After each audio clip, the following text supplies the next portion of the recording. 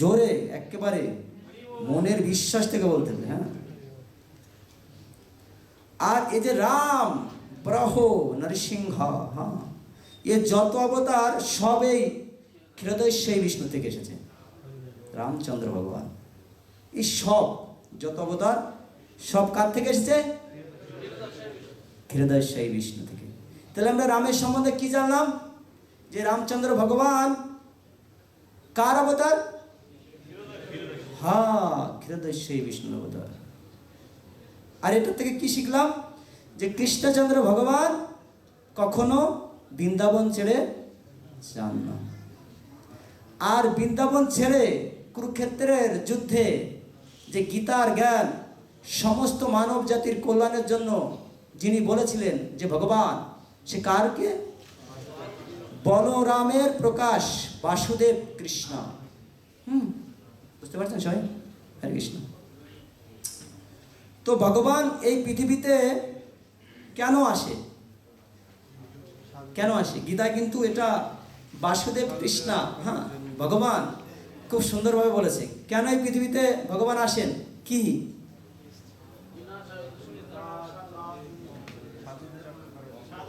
কে? পরিত্রাণ সাধু নাম, হ্যাঁ, সম্ভব আমি যুগে যুগে। কি? সাধুদের রক্ষা করার জন্য তিনি, আর সেই দুষ্টের দমন করার জন্য। আর লাস্টেরটা কি? সেই দুষ্টরা যে ধর্মকে নষ্ট করেছে, হ্যাঁ, বেদ যাকে যে অপপ্রচার করেছে, সেই ধর্মকে পুনরায় উপস্থাপনা করার জন্য ভগবান যুগে যুগে এই পৃথিবীতে আসে। একবার না, এরকম অনেকবার। জয় জয় পঞ্চতত্ত্ব, জয় জয় নরসিংহদেব ভগবান কি, জগন্নাথ বলদেব সুভদ্রা মহারানী কি, শিল প্রভুপাদ কি জয়। একবার না, এরকম অনেক। আমরা ভাগবতম দেখলে দেখতে পাই যে ভগবানের অনেক অবতার, অনেক অনেক অবতার। তা সেরকম একটা অবতার হয়েছে কে? রাম অবতার, মর্যাদা পুরুষোত্তম ভগবান রাম। আর সেই রামচন্দ্র ভগবান কোথায় জন্ম নিয়েছে? সূর্য বংশে। এই সূর্য বংশের সাথে সূর্যদেব থেকে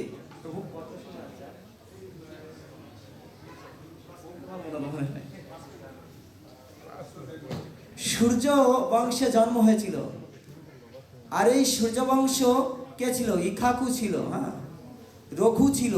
দেখেন রামচন্দ্র ভগবানকে রঘুবীর বলা হয়। তার যে পরম্পরা ধারা, এই ধারায় যে ধারা, এই ধারায় রঘু ছিল। সে এরকম পরাক্রমশালী রাজা ছিল। রামকে সেই রাজা নামে করা হতো, উপস্থাপনা করা হতো, যে রঘুবীর, রঘুপতি।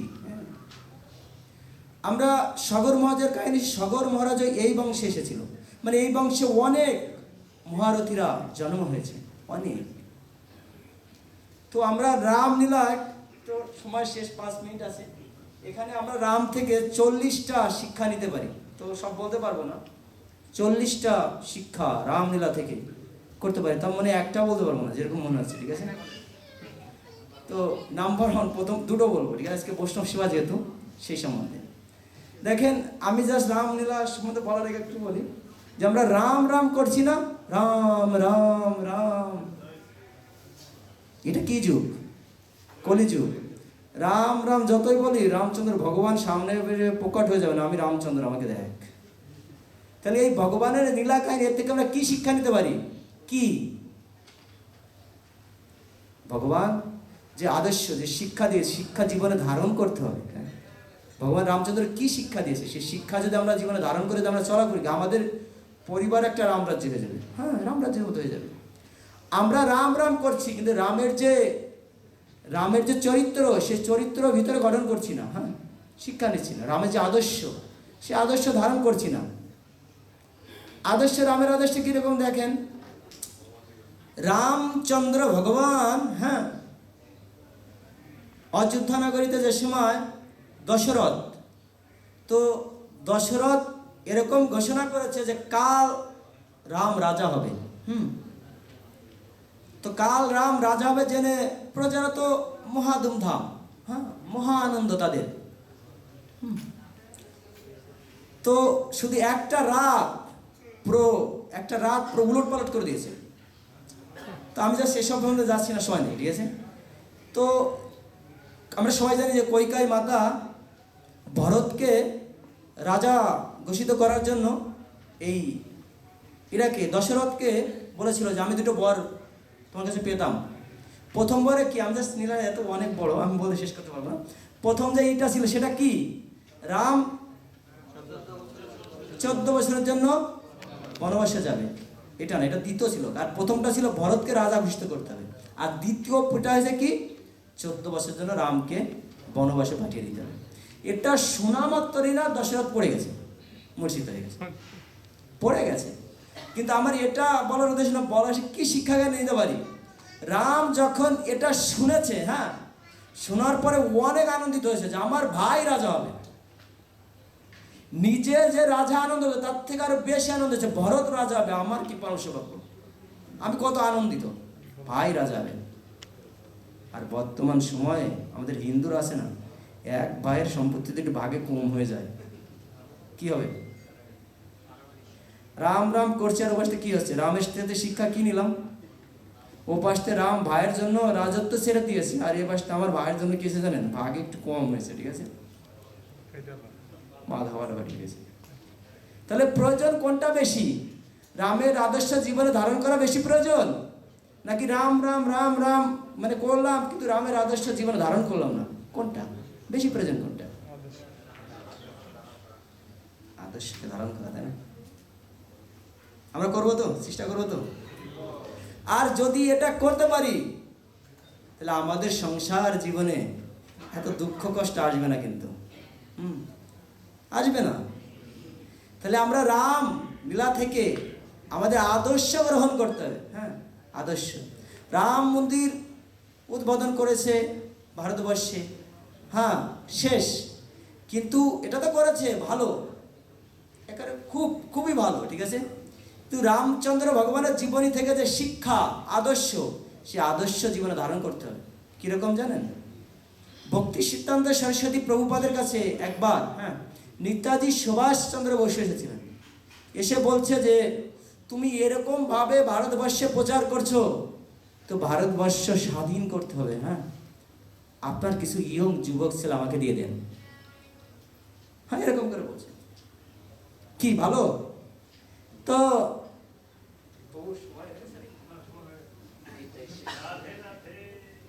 40টা শিক্ষা এখানে আছে, জানেন, একটা বলতে পারি না কেন, ঠিক আছে, এটাই শেষ, ঠিক আছে। তো রাধে রাধে। হ্যাঁ, তো যখন বলেছে, তা সুভাষচন্দ্র বসুকে এরকম উত্তর দিয়েছে, হ্যাঁ, যে ভারতবর্ষ স্বাধীন করতে হবে, এটা খুব ভালো, খুবই ভালো, স্বাধীন করতে হবে, দেশের প্রতি ভক্তি থাকা অনেক ভালো। কিন্তু আপনি ভেবে দেখেন তো যে আপনারা যেটা করছেন এটা ভালো, কিন্তু কতটুক ভালো? আজকে ব্রিটিশদের সাথে যুদ্ধ করে, হ্যাঁ, দেশের জন্য জীবন দেবেন। আপনি তো গীতা পড়েছেন, গীতায় কি বলেছেন? মৃত্যুর সময় জমজম বাপি সনাম বাবু তেক্তন্তে তমতমে বত্তি। হ্যাঁ, তো যুদ্ধ করতে করতে করতে করতে সব ব্রিটিশদের কথা স্মরণ করে দেশ দেহ রাখবে, কি হবে? ব্রিটিশদের যে দেশ, সেখানে জন্ম হবে। আর তখন দেশপ্রেম কি হবে? ব্রিটিশদের যে দেশ, আমেরিকার দেশপ্রেম হবে। তখন আবার আমেরিকার রক্ষা করে যুদ্ধ করবে। তাহলে এই যুদ্ধ কতদিন চলতে থাকতেছে? চলবেই চলবেই চলবেই চলবেই, চলছে তো চলছে। এটা এটা আমাদের ভালো, হ্যাঁ, একটা আছে না যে মুখ্য উদ্দেশ্য আর গৌণ উদ্দেশ্য। হ্যাঁ, এটা আমাদের গৌণ উদ্দেশ্য, যে হ্যাঁ, বাঁচার জন্য যেটুকু প্রয়োজন আমরা সেটুকু করবো। জড়জাগতিক মানুষ এরকম বলে, জানেন, যে আপনি খান কেন? বলছে খাই বেঁচে থাকার জন্য। বলে বেঁচে থাকেন কেন? বলে আজকে খেয়েছেন, কালকের থেকে ভালো ভাই খাবো তার জন্য। হ্যাঁ, সাধুদের কাছে জিজ্ঞাসা করেন, খান কেন? বেঁচে থাকার জন্য। বেঁচে থাকেন কেন? ভগবানের ভক্তি করবো, আর অন্তিমে ভাগবত নামে চলে যাবো। চিন্তা ভাবনা পুরোটা দু রকমের। কেন? সাধু সংঘ, সাধুসঙ্গ করার মাধ্যমে এই চেতনাটা জাগৃত হয়। প্রথমে বলেছেন এই সবটা সাধুসঙ্গ। নেতাজি সুভাষচন্দ্র বসুকে যখন এইটা বিশ্লেষণ করেছিল, তখন নেতাজি এরকম মাথা হাত দিয়েছে, বলছে যে আমি আপনার কথা বুঝতে পেরেছি, কিন্তু মানে খুব মাথা, যখন জড়ো অনেক বড় ভুল হয়ে যায় তখন মানুষ কি করে, মাথা হাত দিলাম কি একটা বললাম, তখন বলছে যে আমি আমার রাস্তায় অনেক দূরে এগিয়ে গেছি, ফেরার কোনো পথ নেই। আপনার কথা প্রণাম করেছিল, বুঝতে পেরেছি, কিন্তু আমার ফেরার কোনো রাস্তা নেই। তা আমাদের দেশপ্রেম ভালো, আজকে যারা রাম রাম বলছেন, দেশপ্রেম দেখাচ্ছেন, হ্যাঁ অযোধ্যায় মন্দির উদ্বোধন করে ফেলেছি, এন করেছি তেন করেছি, ভারতবাসীর জন্য লাফালাফি করছেন। এই ভারতবাসী করতে করতে, ব্রিটিশদের সাথে যুদ্ধ করতে করতে করতে করতে এদিন কি হবে, এই ব্রিটিশদের কথা চিন্তা ভাবনা করতে দেহ রাখবেন, ব্রিটিশে জন্ম হবে। পাকিস্তান ভারতের সব থেকে শত্রু, তাই না? এই ভারতকে রক্ষা করতে, পাকিস্তানে দমন করতে করতে পাকিস্তানের পরবর্তী জন্য পাকিস্তানে আসছেন, পরে এবার সামলা ঠেলা, পরে আবার ভারতের উপরে আবার নিন্দা শুরু করবে, দেশপ্রেম। তো এটা আমাদের মুখ্য উদ্দেশ্য না, আমাদের মুখ্য উদ্দেশ্য যে ভক্তিপথ, ভক্তিপথ, ভক্তি জীবনযাপন করা। আসলে আমি যেটা নিয়ে এসেছি এখানে কোনো কিছু করতে পারিনি। 40টা নীলা ছিল এখানে, রামচন্দ্রের শিক্ষা থেকে 40টা শিক্ষা আমরা এখানে পেতে পারি, একটা বলতে পারিনি, গীতার শ্লোক উৎপাদন করতে পারিনি, ঠিক আছে? তো আমার যেটা বললাম, এখান থেকে কোনো ভুল বলতে থাকে আপনারা ক্ষমা করবেন। আমি জানি আমি যে আলোচনা করেছি এখান থেকে কারো প্রশ্ন নেই, আর আম্মাকে সবাই আপনার সবাই আশীর্বাদ করবেন। ওকে, হরে কৃষ্ণা হরি বল, বাঞ্ছা কল্পতরুবৈশ্য কৃপা সিন্ধু ভগবতীতাং পাবনে বৈষ্ণবী। জয় জয় বৈষ্ণব ঠাকুর ছিল প্রভুপাদ। হরে কৃষ্ণা, হরে কৃষ্ণা। কেমন লেগেছে আপনাদের?